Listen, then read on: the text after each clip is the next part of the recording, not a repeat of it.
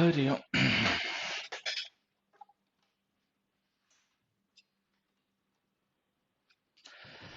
चलिए भाई, good evening सभी को, राम राम। और स्टूडेंट्स आ गए हैं तो क्लासेस स्टार्ट करते हैं।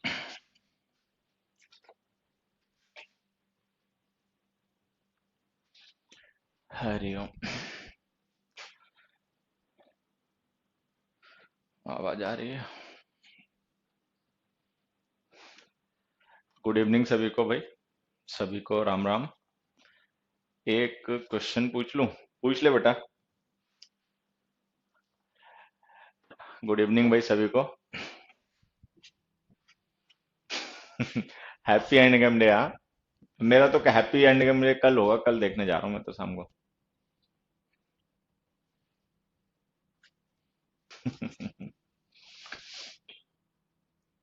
एक बच्चे का क्वेश्चन है, मुझे लग रहा है इसने पिछली भी 2-3 क्लास में क्वेश्चन मेरे से पूछा है।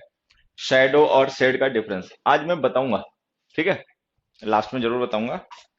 1 मिनट में देख लेता हूँ अपने फोन पे की क्लास सही चल रही है। ओके, ठीक है। कुलदीप लिख रहा है पहचाना। फोटो थोड़ी दिख रही बेटा तुम्हारी इस पे, फोटो तो दिख नहीं रही है।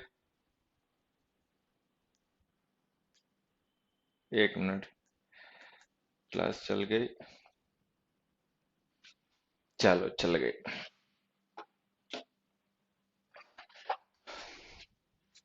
Since when have to start a business been है?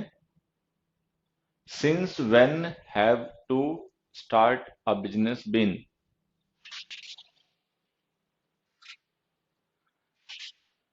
इसमें बताओ सर, क्या बताऊं बेटा? एक क्वेश्चन तेरा क्या है? Since when have to start a business been, ये क्या है?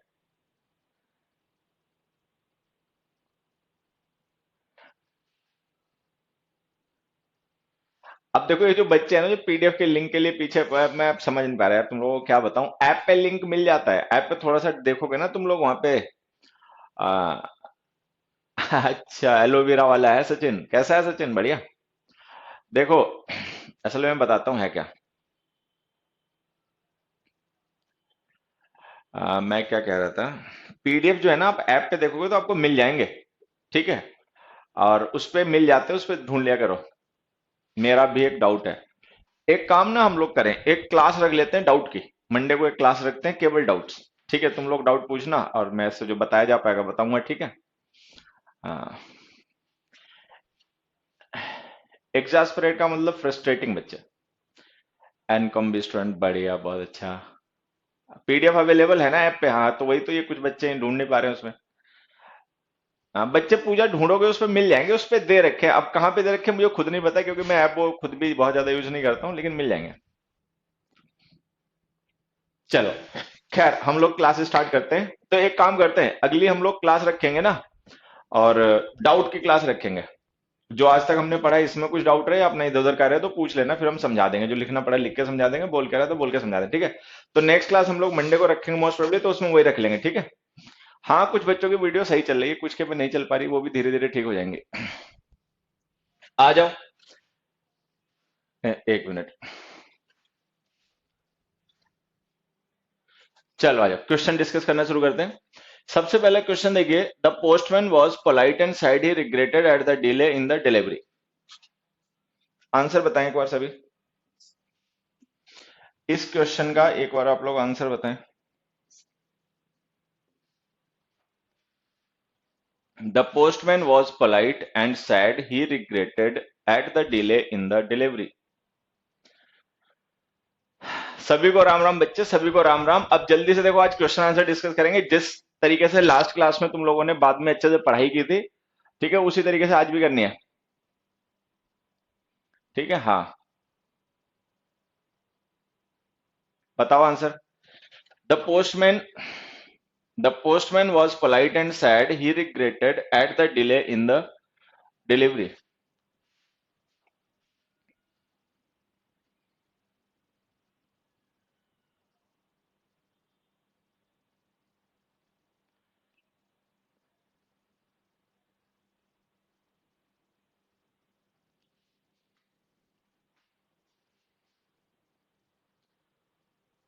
ठीक है।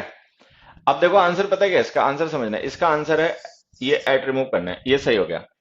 हालांकि मुझे लग रहा है इसमें ज्यादातर बच्चे एक ने पोलाइटली आंसर किया है, एक रिग्रेट एट नहीं आएगा। हाँ ये सही है बिल्कुल बच्चा तुम्हारा। थर्ड फॉर्म विदाउट हैव किसी ने लिख दिया। थर्ड फॉर्म विदाउट हैव कहाँ लिख दिया हमने बच्चे? थर्ड फॉर्म तो है ही नहीं कहीं बिना हैव के, ठीक है। रिग्रेटेड फॉर नहीं आएगा, सही है। वर्ब की third form without have, without have कहाँ है बेटा? थर्ड फॉर्म कहाँ बता रहे हो थर्ड फॉर्म?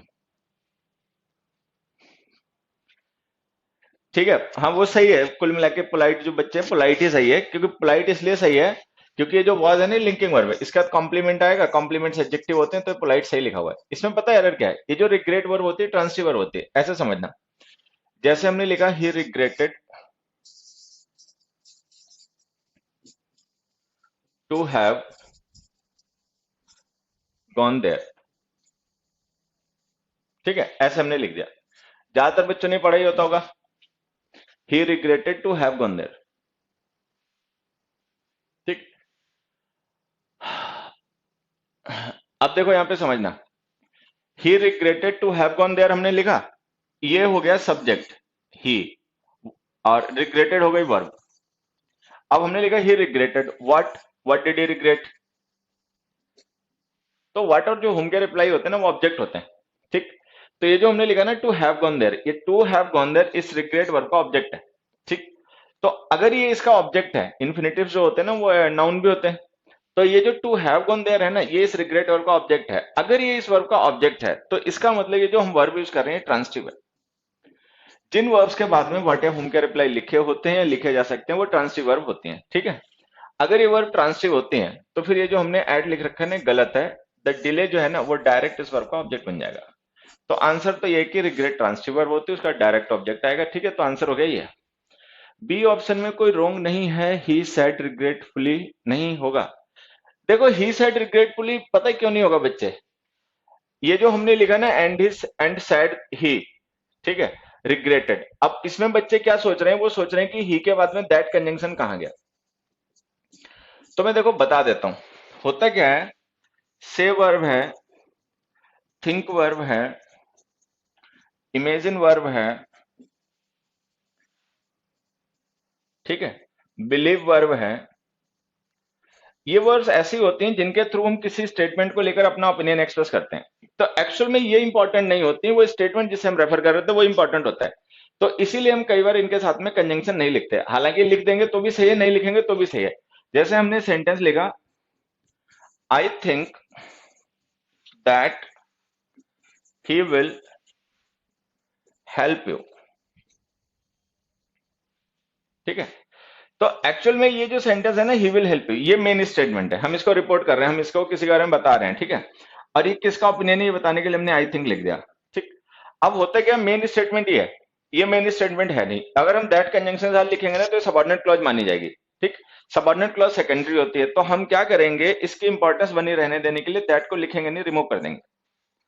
मतलब लिखा रहेगा तो भी ठीक है, I think he will help you, तो ये दैट की जरूरत नहीं है। तो जैसे से है, थिंक है, इमेजिन है, बिलीव है, ये वर्ब्स जो हमारे ओपिनियन को इंट्रोड्यूस करने के लिए लिखी जाती हैं, इनके साथ में दैट लिखना कंपलसरी होता नहीं है। वो लिखा है तो ठीक है, नहीं लिखा है तो भी ठीक है, ठीक है। हैविंग गॉन देयर नहीं आएगा सर। हैविंग गॉन देयर तो नहीं आएगा बच्चे, लेकिन गोइंग आ सकता है, गोइंग देयर, ठीक है। होता है क्या है, जो पास्ट इवेंट होते हैं जो मेन क्लॉज से पहले हो गए थे, मेन वर्ब से पहले हो गए थे, ठीक है। तो हम उनको क्या करते हैं परफेक्ट फॉर्म में लिखते हैं, इन्फिनेटिव क्या जेरंड लिखते हैं। तो हमें ऐसे जरूर लिख सकते हैं ही रिग्रेटेड गोइंग देयर, ठीक है। ट्रांसिटिव वर्ब बच्चे देखो लिस्ट तो कोई बना नहीं पाओगे ट्रांसिटिव वर्ब की, जैसे कितने ट्रांसिटिव वर्ब होती हैं, वो तो कोई भी वर्ब नहीं आ सकती है। सीधा सा तरीका ये याद रखो कि देखो वर्ब की दो चीजें बेसिक होती हैं, वो तुम्हें खुद पढ़नी पड़ेंगी। एक वर्ब में ना दो चीजें जो बेसिक होती हैं, जिनका पता किसी को भी पहले होना चाहिए वर्ब के यूजेस सीखने से पहले। एक तो उसकी फॉर्म्स और एक उसका मीनिंग। इसके बाद में कोई चीज याद मत किया करो, क्योंकि अगर ये दो चीजें पता है ना तो बाकी सब काम अपने आप हो जाता है, ठीक है। वर्ब के बारे में दो चीजें बेसिक होती हैं। फॉर्म्स ऑफ रिग्रेट पूछ रहा है, रिग्रेटेड बच्चे इस तरीके के क्वेश्चन तो अपने डिक्शनरी में देख लो। बेटा शिवम तू जिस दिन पकड़ में आया तो मैं पीटूंगा बहुत, ये क्या करता है, एक ही कमेंट है 10 बार लिखेगा, 1 2 3 4 5 6 7 8 9, 9 तो मुझे दिख ही रहा है। एक ही कमेंट बार बार क्यों लिखते हो, किसी दूसरे को भी इस पे छोड़ दिया करो, वो भी बेचारा अपना टाइप कर ले कमेंट, ठीक है। फॉर्म्स ऑफ रिग्रेट है ना, रिग्रेटेड होती है सेकंड थर्ड फॉर्म, ठीक है, ये हमारी रेगुलर वर्ब होती है, ईडी ऐड करोगे तो सेकंड थर्ड फॉर्म बन जाएगी। अब बाकी इस तरीके के छोटे छोटे क्वेश्चंस होते हैं, इनके लिए यहाँ पे क्यों पूछते हो, ये तो अपनी एक डिक्शनरी अच्छे से डाउनलोड करके रखो, ऐप में देख लो, ठीक है। हाँ, अब देखो फिर से मैं एक समझा देता हूँ। तो जो वर्ब होते हैं ना, जैसे इसी बच्चे ने पूछा कि हमें ट्रांसिटिव वर्ब्स की एक लिस्ट मिल जाए तो काम हो जाए बड़ी आसानी से, पहली बात तो वो सीखने का तरीका नहीं है। कोशिश क्या करो, चीजों को जितना कम याद करना पड़े और जितना ज्यादा समझना पड़े, मतलब समझने पे फोकस ज्यादा करो, याद करने पे कम करो, एक चीज। दूसरी बात, कोई भी लिस्ट कंप्लीट नहीं हो सकती, ठीक है, कहीं से भी कोई भी वर्ब आ सकती है। तो उस चक्कर में हमें नहीं पढ़ना, हमें दो बेसिक चीजें हैं जिन पे काम करना है। एक तो ये कि वर्ब की फॉर्म्स हमें जरूर पता हो, ठीक है, जैसे स्पीक स्पोक स्पोकन होता है, राइट रोट रिटर्न होता है, ईट एट ईटन होता है, से सैड सैड होता है, टेल टोल्ड टोल्ड होता है, ये चीज है, ठीक है। अ, शिवम कुमार झा बेटा, तुम्हें नहीं कह रहा हूं, एक दूसरा ना बच्चा है, उसका नाम शिवम लिख के आता है कैपिटल में, वो बहुत कमेंट कर रहा है, ठीक है। हाँ, दूसरी बात, हमें वर्ब का मीनिंग पता होना चाहिए, जैसे कोई भी वर्ड है ना, हमें उसका मीनिंग पता होना चाहिए। अगर हमें वर्ब का मीनिंग पता है तो हम ये जान जाएंगे कि वर्ब डूइंग है या हैपनिंग है। अगर वो वर्ब हैपनिंग है, ठीक है, तो वो इंट्रांसिटिव है, साइड कर दो। अगर वो वर्ब डूइंग है, डूइंग का मतलब जिसमें कोई डूअर हो जो उसको परफॉर्म करे, तो वर्ब ट्रांसिटिव भी हो सकते हैं, इंट्रांसिटिव भी हो सकती है, ठीक है। अब देखो, क्या उसके मीनिंग के बाद में व्हाट या हुम के रिप्लाई की जरूरत पड़ेगी? अगर पड़ेगी तो वर्ब ट्रांसिटिव है, ठीक है, नहीं पड़ेगी तो इंट्रांसिटिव है। जैसे हमने लिखा, the postman was polite and sad he regretted, regret का मतलब कोई ना कोई होगा डूअर, रिग्रेट करने वाला, तो इसका मतलब वर्ब डूइंग है। अगर ये वर्ब डूइंग है, तो अगर हम इस सेंटेंस को केवल यहीं पे खत्म कर दें तो देखो ये मीनिंग कंप्लीट होगा या नहीं, तो ये मीनिंग कंप्लीट नहीं होगा। अगर हम केवल इतना लिखे ना, ही रिग्रेटेड, तो बताना पड़ेगा उसने क्या रिग्रेट किया, किस बात को रिग्रेट किया उसने। तो अगर हमें ये बताना पड़ेगा व्हाट रिग्रेटेड, तो इसका मतलब वर्ब ट्रांसिटिव है। अगर ये ट्रांसिटिव वर्ब है तो डायरेक्ट ऑब्जेक्ट लिखो, प्रीपोजिशन की जरूरत नहीं है, ठीक है। तो ये तरीका है। तो इस कॉन्सेप्ट को हमें क्लियर करना है 10-15 एग्जांपल्स की मदद से, इसको क्लियर करो, लिस्ट के चक्कर में मत पढ़ो, लिस्ट तो पढ़नी नहीं चाहिए, लिस्ट फाड़ के फेंक दो, क्योंकि वो तरीका नहीं है, ठीक है। Vyomkesh, yes dear, your comment is visible to me. Same rank का स्ट्रक्चर नहीं ज्वाइन करता, हाँ सही है, ऐसा भी है। और क्या? अगले क्वेश्चन पे आ जाओ। The shopkeeper was please when he told him those kind of mangoes were very delicious. Comment the answer of question number 2. Comment the answer to the question number। गौरव महूर को कांग्रेट्स बच्चे, और मेहनत करते रहना, जिंदगी में मेहनत को अपना मतलब गोल बना लो, ठीक है, मेहनत करने के लिए सारे काम किया करो, बहुत अच्छी बात है। एसएससी के बारे में बोल दूंगा बच्चे, किसी दिन हम बोलेंगे, ठीक है। असल में पता क्या, पता नहीं तुम लोग मानो या नहीं मानो, बहुत बार मुझे ये भी नहीं पता होता कि कौन सा एग्जाम कब है, कौन से महीने में आएंगे, कब होंगे, ये तो बच्चे मुझे बता देते हैं तो मैं जान जाता हूँ, नहीं मैं तो केवल पढ़ता हूँ पढ़ाता हूँ बस, खत्म करता हूँ इतने पे बात, ठीक है।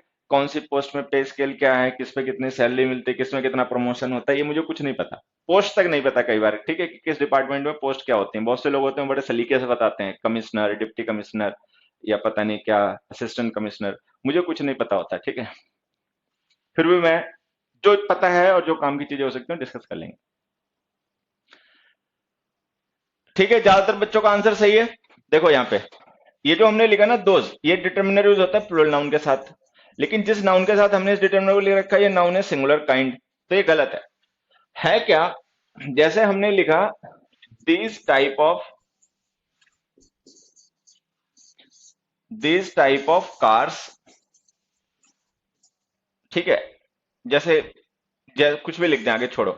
तो हमने दिस टाइप ऑफ कार्स लिखा, अब होगा क्या, टाइप ऑफ के बाद में ना हमने एक नाउन लिख रखा है प्लूरल, कार्स। तो क्या होगा, इस नाउन को देखकर हम इस दिस को जस्टिफाई कर लेंगे, हमें लगेगा दिस कार्स के लिए यूज हो रहा है। लेकिन एक चीज सोचो, अगर ये दिस कार्स के लिए यूज हो रहा था तो कार के साथ लिखा होता है, अगर हम दिस को टाइप के साथ लिख रहे हैं तो इसका मतलब ये दिस टाइप के लिए यूज हो रहा है। अच्छा, दिस डिटर्मिनर यूज होता है प्लूरल नाउन के साथ, टाइप नाउन है सिंगुलर। अब या तो इसे दिस करो या इसे टाइप्स करो। जनरली क्या होता है, जनरली, ठीक है, कि हमें नाउन के अकॉर्डिंग डिटर्मिनर यूज करने पड़ते हैं, तो हम इसको ऐसे कर देंगे, दिस। होता क्या है, नाउन के अकॉर्डिंग डिटर्मिनर है, डिटर्मिनर के अकॉर्डिंग नाउन, तो हमें नाउन के अकॉर्डिंग डिटर्मिनर्स को चेंज करना चाहिए, अगर मतलब कोई ऐसी स्पेशल सिचुएशन ना बन जाए तो जैसे हमने लिखा ना दोज काइंड ऑफ मैंगोज, ठीक, तो अगर दोज लिख रहे हो तो उसको काइंड्स लिखना पड़ेगा, और काइंड लिख रहे हो तो इसको दैट लिखना पड़ेगा। तो मैं तो कहूंगा नाउन के अकॉर्डिंग डिटर्मिनर का चेंज किया करो, तो इसको ऐसे लिखो दैट काइंड ऑफ मैंगोज। ठीक है। एक बता रहा was in place of were, was in place of were बच्चे क्यों लिखोगे, सब्जेक्ट तो है शॉपकीपर, शॉपकीपर तो सिंगुलर है, तो ये तो सही लिखा हुआ है। ठीक है। अगले क्वेश्चन पे आ जाए, इसका आंसर बताओ।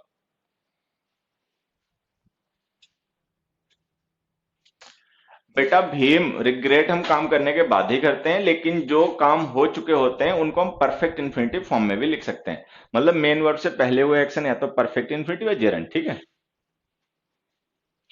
एनकॉम ए की वैलिडिटी बच्चे जब से बैच स्टार्ट हुआ होगा ना उसके 6 मंथ्स रही होगी, ऐसे कुछ रहा होगा, आप एक बार देख लेना, वो तो उस पर लिख के आता होगा आपके। ठीक है। एग्जैक्ट डेट तो खैर मैं नहीं बता सकता, फिर अगली क्लास में बताऊंगा।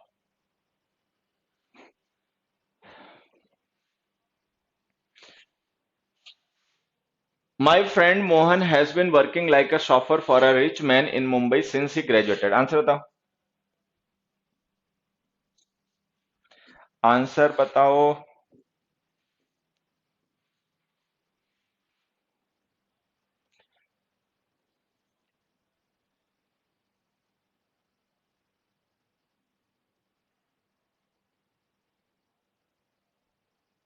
ठीक है। हाँ, देखो मैं समझाता हूँ। हाँ सही है, बहुत ज्यादातर बच्चे आंसर सही दे रहे हैं। देखो यहाँ पे समझना, मैंने एक सेंटेंस लिखा, एज अ टीचर ही,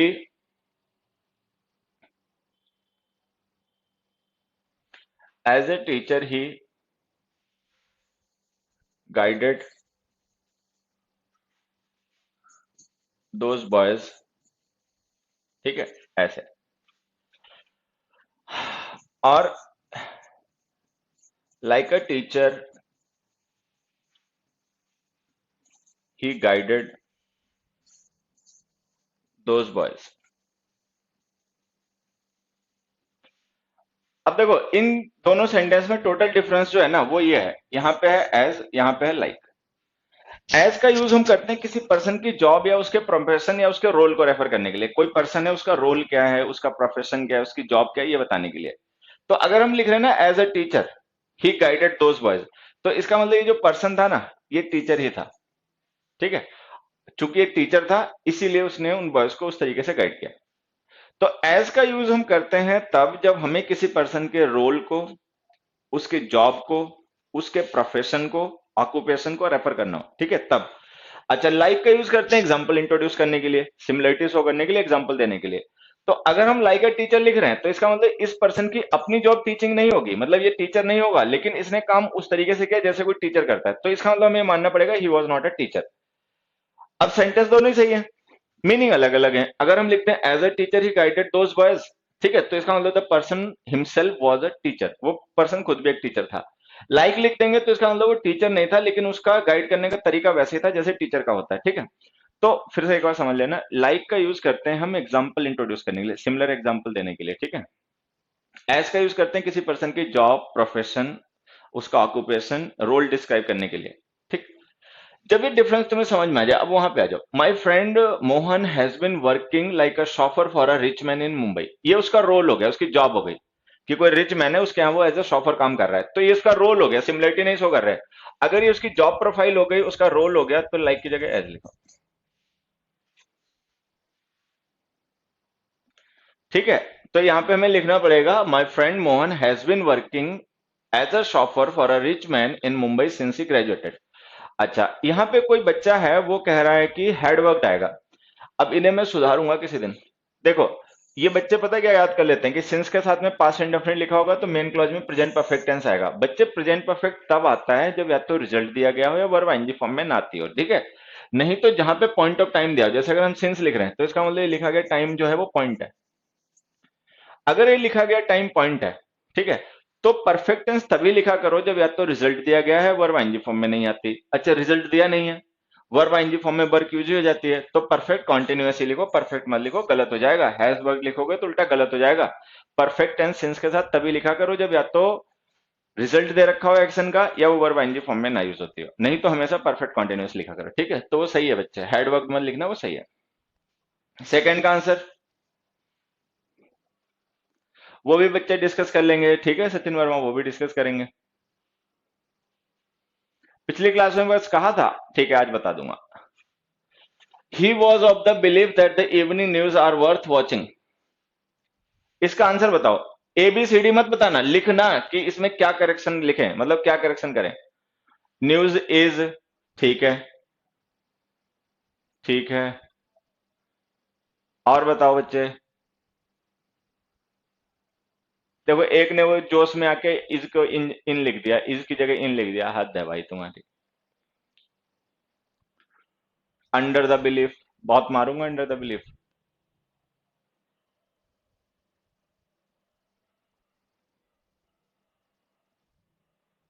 एक आंसर अभी तक सही नहीं आया, मतलब कम से कम मुझे लग रहा है 50 समथिंग स्टूडेंट्स कमेंट कर चुके हैं, लेकिन एक आंसर सही नहीं आया। हद है भाई तुम लोगों की, इतना सिंपल क्वेश्चन का भी आंसर नहीं बता पा रहे हो क्या। एक आंसर अभी तक सही नहीं आया। अब एक आंसर सही आया इतनी देर में, अनुराग बच्चे ने सही आंसर दिया है। एक और है, उसका भी सही आ गया। दो तीन अब सही आंसर हो गए।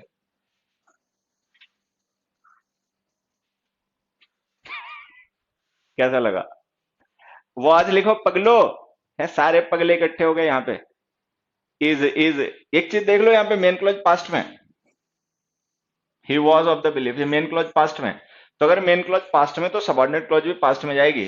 जब सबॉर्डिनेट क्लॉज पास्ट में लिखोगे तो इज नहीं आएगा, वॉज आएगा। हालांकि ठीक है, बात पकड़ रहे थे, ठीक है। लेकिन एक चीज देखो, मान लो ये तो क्वेश्चन अभी कॉमन एरर का है, तुमने सी पार्ट टिक मार दिया तो तुम्हें नंबर मिल जाएगा, लेकिन अगर ये कॉमन एरर का क्वेश्चन ना होता, ठीक है, तो फिर क्या करते। एक फर्स्ट ऑप्शन दिया होता इज वर्थ वॉचिंग, एक दिया होता वर वर्थ वॉचिंग, एक लिखा होता हैव वर्थ वॉचिंग, एक लिखा होता वॉज वर्थ वॉचिंग, तो तुम खुशी में इज पढ़ लेते। मान लो इस क्वेश्चन को हम सेंटेंस इंप्रूवमेंट लिख दें, ऑप्शन ए दे दें हैज वर्थ वॉचिंग, ठीक है। ऑप्शन बी लिख दें इज वर्थ वॉचिंग, ठीक है। ऑप्शन सी लिख दें had worth watching, was worth watching. तो तुम तो खुशी में पढ़ोगे नहीं, यार की जगह इस वाला टिक मार के भागोगे, ये आंसर है, ये गलत है, ठीक है। चल बढ़िया। हाँ टेम्पटेशन, अब बात समझ में आई। ठीक है, तो वहां पे हम क्या करेंगे, न्यूज देखने में प्लूरल लगता है, होता सिंगुलर है, न्यूज है, ठीक है। समन्स है, बीमारियों के नाम होते हैं, ठीक है, मीजल्स मम्स रिकेट्स वगैरह हैं। तो ये नाउन देखने में हमें प्लूरल लगते हैं, लेकिन ये होते नहीं है, होते सिंगुलर है, ठीक है। तो न्यूज सिंगुलर नाउन होता है, इसलिए सिंगुलर वर्ब लिखनी पड़ेगी, तो वॉज लिख दो। वॉज क्यों लिखा फिर से समझ लेना, मेन क्लोज पास्ट में, इसीलिए तो वॉज लिखना पड़ रहा है, ठीक है। हम्म। चलो फिफ्थ का आंसर बताओ।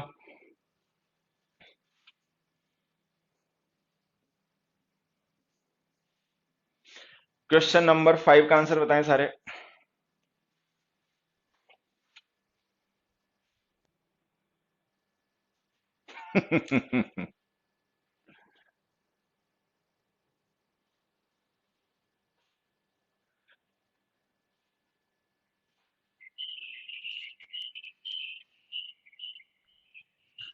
अच्छा ये ज्यादा ही आसान हो गया फिफ्थ में लग रहा है, ठीक है। देखो एक चीज समझना यहाँ पे, जैसे मैंने एक सेंटेंस लिखा, we are having rest here, ठीक है। दूसरा हमने लिखा we are having some money, ठीक है। ये फर्स्ट है और ये सेकंड है। एक चीज ये बताओ, are both the options wrong, क्या दोनों ही फर्स्ट और सेकंड स्टेटमेंट गलत हैं या केवल एक कोई गलत है। We are having rest here, we are having some money, first and second are both the options correct और बोथ इनकरेक्ट, दोनों ही सही हैं, दोनों ही गलत हैं। बफरिंग बहुत होता है बच्चे, असल में टाइम भी हमारे पास यही होता है, दिन में तो मैं पढ़ाता रहता हूँ मुखर्जी नगर, रात के टाइम में यही फ्री होता हूँ, तो थोड़ी देर रेस्ट वेस्ट करने के बाद फिर तुम लोगों के साथ डिस्कशन करता हूँ। सेकंड रॉन्ग, ठीक है। Second wrong, first correct. वो तो तुम लोग पगले, हाँ सेकंड रॉन्ग है, बढ़िया सही बात है। एक कह रहा बोथ करेक्ट। हाँ ठीक है, हाँ सही है। बोथ करेक्ट नहीं है बेटा, दोनों सही नहीं है, ना दोनों सही है ना दोनों गलत हैं। ठीक है, दोनों ही सही भी नहीं है, दोनों ही गलत भी नहीं है। अब देखो इसका ऐसे समझना, ये जो हमने सेंटेंस लिखा ना, we are having rest here, अगर हम चाहें तो इस सेंटेंस को ऐसे लिख सकते हैं, वी आर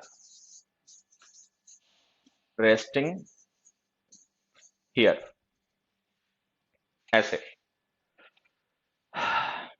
ठीक है, तो अगर हम चाहे ना इसको ऐसे लिख सकते हैं, वी आर रेस्टिंग हियर। तो एक्चुअल में पता क्या है, ये जो हैव है ये भले यहाँ पे हमारी मेन वर्ब हो, लेकिन जो मीनिंग कन्वे कर रहा है ना वो ये नाउन कर रहा है, वी आर हैविंग रेस्ट। ठीक है, अब हमें समझना क्या है कि ये एक टेम्पररी सिचुएशन है कि हम रेस्ट कर रहे हैं। ऐसा नहीं है कि हम हमेशा से रेस्ट कर रहे होंगे, और ऐसा भी नहीं होगा हमेशा करते रहेंगे। तो ये टेम्पररी कंडीशन है, तो टेम्पररी होने की वजह से हमने इसको कॉन्टिन्यूअस टेंस में लिख दिया। तो हालांकि मीनिंग अंडरस्टूड है, सेंटेंस वही हमारा है, लेकिन अगर कहीं पे कोई ये कह रहा है ना वी आर हैविंग रेस्ट, तो इसका मतलब इनडायरेक्टली ये कहना चाह रहा है वी आर रेस्टिंग। ठीक है, अब हमें समझना क्या है कि इस तरीके की सिचुएशन जिनमें हम हैव का यूज करते हैं किसी टेम्पररी सिचुएशन को रेफर करने के लिए, उनमें तो हम इसे कॉन्टिन्यूअस टेंस में लिख सकते हैं। जैसे हमने लिखा we are having rest here, we are having discussion here. ठीक है, we are having fun here. ठीक है, we are having lunch here. ठीक है, we are having a bath here, ऐसे। तो जैसे हमने लिखा we are having bath, we are having lunch, we are having fun, we are having discussion, we are having rest. ठीक, तो इन situations में जो हैव है ना वो पोजीशन नहीं शो कर रहा, वो एक टेम्पररी कंडीशन को रेफर कर रहा है जिसको हम एक्सपीरियंस कर रहे हैं। मान लो हम फन कर रहे हैं, तो फन करना हमारा एक्सपीरियंस हो गया। ठीक है, या हम रेस्ट कर रहे हैं तो वो भी एक एक्सपीरियंस हो गया बॉडी का। ठीक है, हालांकि लंच करना तो कंजम्पशन हो गया, एक्टिविटी हो गई। तो इस तरीके की सिचुएशन में जब हम हैव का यूज करते हैं तब तो इसका कॉन्टिन्यूअस टेंस होता है, ठीक। लेकिन जब हम पोजेशन के लिए यूज करते हैं तब हो जाता है गलत। जैसे हमने ये सम मनी लिखा ना, ये हमारा पोजेशन है। तो अगर हम हैव वर्ब का यूज करें पोजेशन को रेफर करने के लिए, तो फिर इसको कॉन्टिन्यूअस टेंस में मत लिखा करो, फिर लिखा करो इंडेफिनिट या परफेक्ट टेंस में। तो हम इसको ऐसे लिख देंगे, वी हैव सम मनी। ठीक, तो अगर ये पोजेशन यहाँ पे ना रेफर किया होता, वैसी कोई कंडीशन होती तो सही भी हो जाता। ठीक है, अब ये फिलहाल में गलत है। अब देखो जैसे हमने लिखा that each item is having two options, ये यहाँ पे कोई एक्टिविटी नहीं है, ये भी स्टेट है। ठीक है, कि हर एक आइटम के दो ऑप्शन है, तो ये हम स्टेट या पोजीशन ही डिस्क्राइब कर रहे हैं, तो कॉन्टिन्यूअस टेंस लिखो हैज। ठीक है, ये हो गया। अब नेक्स्ट पे जाओ। The power tariff has already been increase twice in the last 15 months and the electricity board has also levied additional monthly charges to consumers. Answer.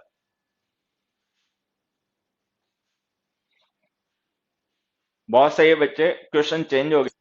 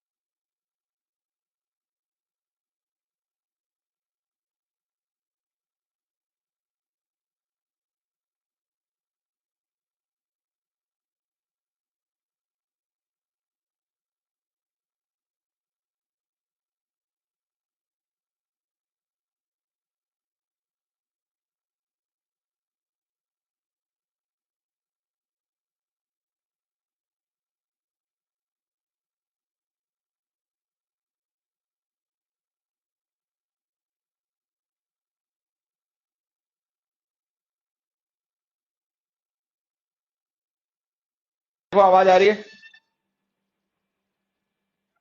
Hello, आवाज आ रही है? एक बार बताना सभी लोग। Hello, Durrani sir. यहाँ पे पता नहीं एक बार पावर एकदम से ना चली गई यहाँ पे। बच्चों के साथ में हेलो।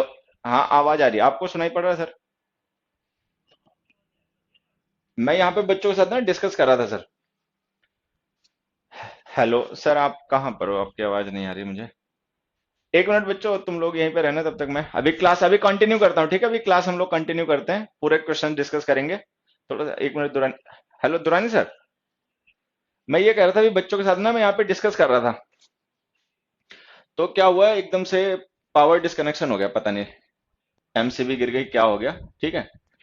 तो इसकी वजह से एक क्लास डिस्टर्ब हो गई थी, तो मैं थोड़ा सा वही परेशान था, लेकिन अभी तो क्लास आ गई है। अभी तो बच्चे देख पा रहे हैं, मुझे लग रहा है। हाँ। इन्वर्टर तो शायद पता नहीं इसमें सोनू ने लगवा रखा है क्या, नहीं, हाँ शायद लग रखा है। ठीक है। नहीं, कुछ नहीं करना है, तो क्लास चली रही, बच्चे देख पा रहे हैं, आवाज भी जा रही है, मैं डिस्कस करता हूँ बाकी क्वेश्चन, ठीक है? Okay sir, thanks sir. खैर चलो।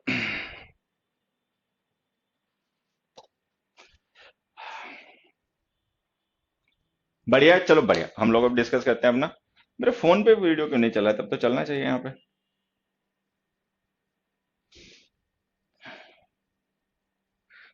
मुझे लगता है ऐप बंद करके दोबारा से चालू करना पड़ेगा, चलो ठीक है, तुम लोग बताते रहना। हम्म, हम्म, हम्म। ये क्वेश्चन था हमारा, ठीक है? तो ये क्वेश्चन नंबर 6 है।